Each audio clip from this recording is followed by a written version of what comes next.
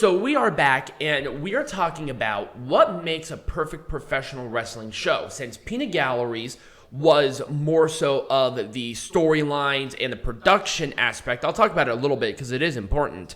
I want to talk about the physical. And we're going to start off almost immediately, and a lot of people don't think this, but I think it's very important, and that's the logo. Logo is the first exposure to a new show. I give Rampage as an example because Rampage looks neat. It's that throwback that people like to look at. It's very high energy, and also the whole thing about the background and all of that, that's also very important. And also it can stand alone. Mm-hmm. And I do think that because when you get into Rampage, you want to feel the energy because that's what wrestling is. Wrestling is an energizing show of competition. With the NFL, it's almost the same sort of principle. It's recognizable, but there's, different patterns and components of it that really make it stand out. And every logo within the NFL is very scientifically and strategically made, so you not only instantly recognize it, but you're like, I want to watch some football. Same thing here. Rampage's logo is instantly recognizable, gets people back to that day, right? But then also, it's still fresh, and then it's like, I want to watch some Rampage. That's kind of what that does. The next thing you want to do is set. Set is important. I'm going to give this one as an example because I actually like the set of the new NXT. There is the lighting work that does help drastically with the overall presentation of the show. Mm-hmm. So you want to give ambiance lighting to the background because then people will not look at the fans more so while a match is happening. They're looking at the match because look at the drastic contrast. Right. Your eye draws to the ring because the ring is the most well-lit thing other than the entranceway. Entranceway is also important within this context because that's where a lot of the digital stuff is. Mm-hmm. It wasn't as big and prevalent in the Attitude Era more so, other than maybe some, like WrestleMania always had to be big. Mm-hmm. You cannot have a small WrestleMania stage. It always had to be big and elaborate because that's WrestleMania. NXTs, I like NXTs now. I actually think I like this one more than the old NXT stuff other than maybe the logo and the color scheme. I probably would have changed that, but that's just me. It's still the same sort of principle. For Raw, for Dynamite, for SmackDown, for Impact, all of it is the same exact thing. Ambiance lighting, catchy entranceway, ring is the most lit thing because that's what you want people to focus on when something is happening in the ring. Right. Let's go to where production comes in. Obviously, AEW and WWE have the necessary funds to produce top-of-the-line amazing products. Right. But let's talk about some of the smaller companies that may not have that kind of budget. And I want to do Impact Wrestling as an example of this. No matter where they go, they will work with what they can to at least give a good valued show. And this is not just for like the stuff on television. This is for GCW, this is for CZW, things that may or may not have that perception. With Impact Wrestling, they're trying to give off a good product because it's still Impact Wrestling. They have a 15, 20-year reputation to withhold, but it's still indie. It's a super indie. Mm-hmm. But when you get to like your ECWs, it's going to be a little bit more grungy because that's what they wanted to do. It gave that more of that bingo hall look right. that they were going it for. It was intentional. And it was intentional because, number one, they didn't have the budget. But number two, that the entranceway was never the focus. It was the wrestling and the fans. And we'll talk about fans here in just like a little bit, actually. So that's production. Production is important. And when you don't shoestring budget, backstage segments and stuff really fill up Impact, which is good because then you don't have to do as much on live. With Raw, and I wanted to talk about timing when it comes to when you want to start your show. When you are a professional wrestling show that runs weekly and you're thinking of your demographic, you're thinking about two big things when it comes to when the show happens.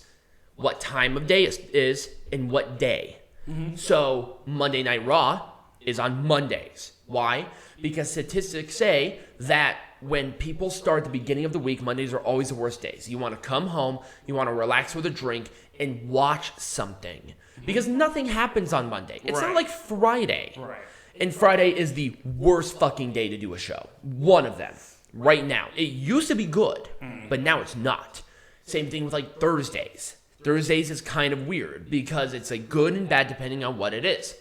Also, you don't want to do a Monday Night Raw at noon. Right. People are at work for most of the time. So what the strategy here was when they did Raw, because since they are an East Coast based company, they start at like 8. So this is their mindset, and this is what mindset is for a lot of these companies that, you know, when it's international distribution, that's going to be a totally different story. But they're based in the East. They're based in New York. You come home at 5. You have dinner with your family at 6. You have some time to get yourself settled and antiquated, and then the show starts. Right. That's all done on purpose because that's when the most people do that. That's when the most people watch television. You sit down, your kids are taken care of, you have dinner, you've got everything done, errands are done, you're home, that's when the show starts. Right. And it will be different where it is. Now, obviously, we're in Vegas. Monday Night Raw starts at like 4. 5, 4. But it's still kind of that same principle, just it's a different time zone. But that's based in New York. If WWE was based in Los Angeles, it would be at a different time zone. Maybe. I think it would. Because they were thinking about that core demographic when they were watching. When they were first being syndicated on television, it wasn't as easy to get across the country 30 years ago as it is now. Because But they still start at the same time so they get the maximum exposure. Exactly. But what about a show like Rampage, which starts later? Because they don't want to compete with another show. Well, right, but now Rampage is going to have a different demographic because the show starts later, which is why it's a little more grungy than maybe something like Dynamite. And that's the other thing, too. There are some people who will be out later, and then, you know, those rebellious people might watch it later, or they'll get up later. Well, let's put it this way. Families are probably not going to watch They're not going to watch Rampage. Rampage at the same frequency that maybe they watch Raw. Right, they're going to go to bed, or they're going to have some family time. They're not going to watch Rampage. That's not what Rampage is supposed to be. They're going after the demographic of the younger, single audience. And that's also important to think of, too. Single people. WWE is family-centric, so they're going to have brighter colors. They're going to have goofier characters. They're going to have that because it entertains kids, because guess what? When kids are happy, when the kids want to go to a Raw, guess who's paying for that? They ain't paying for it, right. But those parents want them to be happy. With AEW, they're going after those hardcore fans who will stay up later, who are very passionate about the product. So no matter what time they're going to fucking go, they're going to pack that house. Right. Except for maybe during the day because they have obviously work or they sleep, later and they stay up later.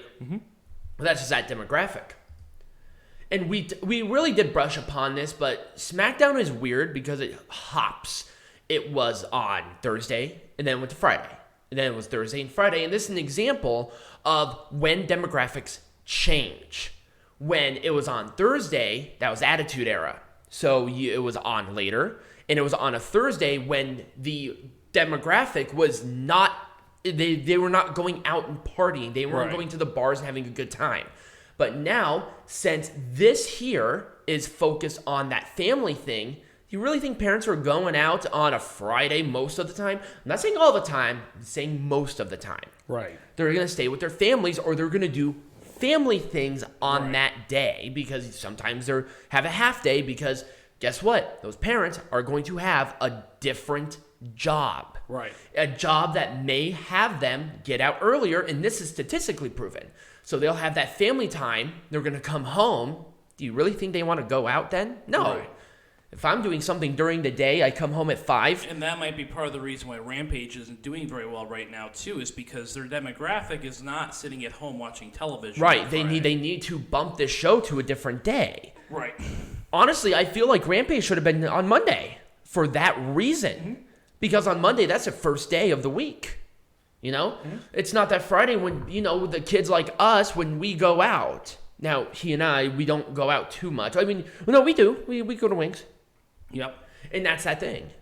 At the end of the week, I don't want to stay at home. I want to go out. I want to get a drink. I want to meet some babes, That's what I want to do. So, from that point, let's talk about when you're looking at the show, how many matches, what kinds of matches, and the variety of matches for people to stay interested. Because people watch wrestling for different reasons. You always want to start off with a match that gets the audience engaged enough to want to continue watching. Exactly. Or you want to always start with either a match or a segment with a main eventer. Right. Or a segment that, for a storyline that has multiple parts to it. So like when you start the show, a longer form segment works better in hour 1 than it does in hour 3, which we'll talk about here actually in a bit. Because actually the length of time for a show is important. So before we even get into it, 2 hours. That is golden rule for wrestling. Pay-per-views can go up to 3 hours. Yes. 4 hours. No more than 4 hours. Yep. I would say, but a show can only be 2 hours. Yep. A show can only be 2 hours because that when is you about the attention span of someone who's watching a show. Exactly. And for the amount of segments, between 6 and 8 segments max. They should never exceed that. This does not include backstage segments because backstage segments are generally going to be shorter. Right. You have to entertain the audience that's there. So backstage segments range from 2 to 5 minutes, and then the matches have plenty of time to exceed a certain time. When you do your first match, you want to think about the future. You don't want to start with the main eventers. You want to start with this guy. Right. This guy, the next star, because this will be that young, and also, like you said, it's the younger talent. They're going to have a different style than your main eventers. Right. But they're going to be faster paced. They're going to be a little more energetic. You want people to start off excited. Right, and that's the biggest audience. So they see a guy like this. It's like, ooh, this guy's the future of this company too. So it's a perfect time to have a younger star or a rookie out there at this time. For the most part. Right. Because they're not in it for the segment. They're not in it for the talking. They're in it for the match. Right. So let's talk about gender-specific rivalries or gender-specific divisions. Right. So you'll have your women's division and your men's division. Obviously, that might change up here in a little bit in the next 20, 30 years. But for right now, if your company has more men on its roster, it's 2 men's matches per 1 women's match. But if it's more women-centric, it's the opposite. 2 women's divisions matches to 1 man's matches. You don't see a lot of that, but there are companies like that. But, because number 1, you'll have more men to the roster. Right. And roster sizes, if you're more focused on the man-centric thing, you should have no less than 30 men on your roster. And if you have a women's division, great. No less than 10. And titles, 1 main, tag team, secondary, women's. That's it. You don't need any more. With WWE, they can pull off multiple women's championships and tags because they have a huge women's roster. Right. And I think AEW should have that because they have a huge women's roster. And then, depending on how popular they are, a women's thing can be the main event, and that does not change that formula. Right. 2 men's segments or matches to 1 women's segment or match. Right. Obviously, it was like a Becky Lynch. You're going to have more of a higher priority main eventer here because Becky Lynch is a main eventer. With tag teams, you got to have a tag team match in there somewhere. Either regular tag, 6, 8. Once you get to 10, it starts to get a little crazy, depending on what it is. 10-person should be saved for special events only. And sometimes starting with a tag team match is good because usually they're faster paced matches. Right. And that was another big thing. When you do not have a tag team match within a specific show, it doesn't feel right. And we've seen it. It's like, oh, there's a bunch of singles matches, triple threat matches, and whatever. No, you got to have this formula. You got to have a tag team formula match sometime. It can even include women. That's fine. And have all men singles. That's fine. But there has to be at least a tag team match somewhere within a card. Right. Every single night. So all of these combinations of things, the appearance, the match structures, how it's oriented, that's another really important thing. Right. But there's one component that will, if everything else is done right, from yours to mine, there's one other thing that not only can a company but it cannot control. And that is the fans. When you see this thing, packed house, a bunch of signs, people really excited. Guess what you're thinking of when you are at home?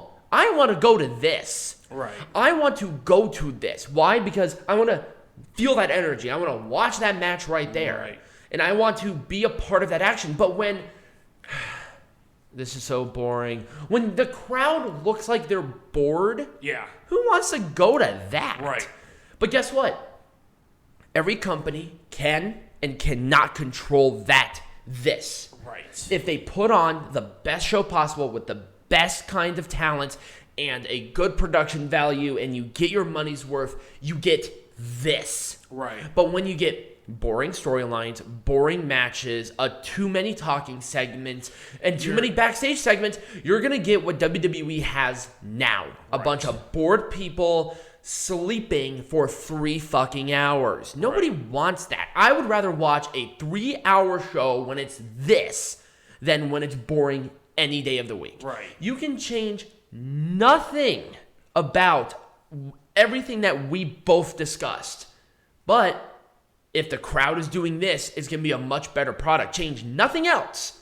If this is happening, it's going to be a much better show. Yeah, do you remember when the WWE used to have their entire arena filled? They only had a small section cordoned off for the and now they drape off like a huge area because number one, that they can't sell it anymore. Right. It was packed. And it's like it's become overproduced at that point because you know that there's no one behind that camera. Right. You know that there's no one in that section. It was packed to the brim. I mean, and then also the signs. You know, signs are super cool. This is cool. I want to see more signs, but they can't because fucking uncreative people and they're bored. Right. It's like, oh, WWE's coming into town. When am I ever going to do this? All right, I'll get tickets. It's only $10, whatever. Right. I don't want to go to a show like that. I don't want that mindset ever. It's kind of like the burden of going, and I think a lot of parents go because the kids beg them. Right. The kids are more excited than the parents, but I'm sorry, the parents are going to be the ones that give the most energy. Right. And the kids are going to reciprocate that energy. It's just going to happen. The younger audience even that doesn't have kids, they're not kids, but they're young adults. If you put on a compelling product that also appeals to them, you're going to have a more excited crowd. Right. I went to Monday Night Raw. It was a really great show. I recommend watching it next week. And guess what? The people who are sitting here, guess what they fucking did next week? It didn't matter where it was. They watched the show. Right. Because guess what? We went to SummerSlam, and what did we not see a lot of? We saw a lot of families with kids, but we did not see a lot of. We didn't see a lot of single adults. Right. We didn't. Not at all. But then you contrast that with an AEW show, and oh my God, we were talking to everybody because everyone was just there. And they were excited to be there. Now, with SummerSlam, I'll be honest with you, when SummerSlam said that they were coming to Vegas and they were going to Allegiant, I was more excited to see Allegiant than I was for SummerSlam. I could have gone to anything in that stadium, but I went to wrestling because, number one, it's been a long-ass time since I've been to a WWE event because of COVID, but also, you know, I wanted to see Allegiant. It was a brand new stadium, and it was cool. That was really it. Yeah. And I don't want to go to a show like that. We didn't even live here when we went to Double or Nothing. I mean, I'm more excited to go to an Impact Wrestling event than I am to go to a WWE event. You know why? Because the different crowd. Right. Tickets are gonna. The only time that the crowd ever involved a lot of families and kids was a show on Saturday night, because that was the time that all the families were going to a live show. Exactly. That's what just happens. But right. You go on a Friday night, you go on a Sunday night, and it's not going to be a lot of families with kids. Exactly. 100%. But, they had to do that because of, I think, a UFC fight was going to happen on that Sunday, and they didn't want to compete with that. But the point is that... Oh, also, the size of the crowd does not matter. It doesn't matter.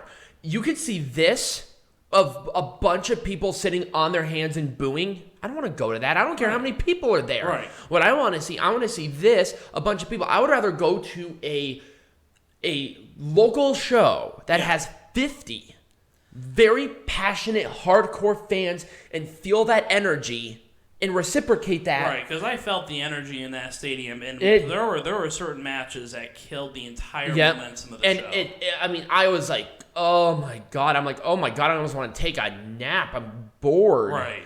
And you don't want to do that with a wrestling show. You don't. In our section, they were doing a bunch of different things, and they were getting themselves popping and having fun, other than a bunch of just bored people. Oh, I know. And that's the worst thing you want. And there were some sections that did try to get themselves entertained, because WWE was not doing it. Right. But, that's here nor there. It's the most important thing. It's something that they can and cannot control. That is my part of it. Peanut Gallery, do you have anything else to add regarding what I said? Okay. What are we doing next week? Next week, we have a double pay-per-viewer. We are not only going to be covering Extreme Rules, but we are also being covering CMLL's 88th anniversary show. Oh yeah, we get that coming back. So if you did enjoy this video, remember to like it, subscribe wherever you're listening or watching this on, become a patron. There will be a link down below in the link tree. And as always, be majestic.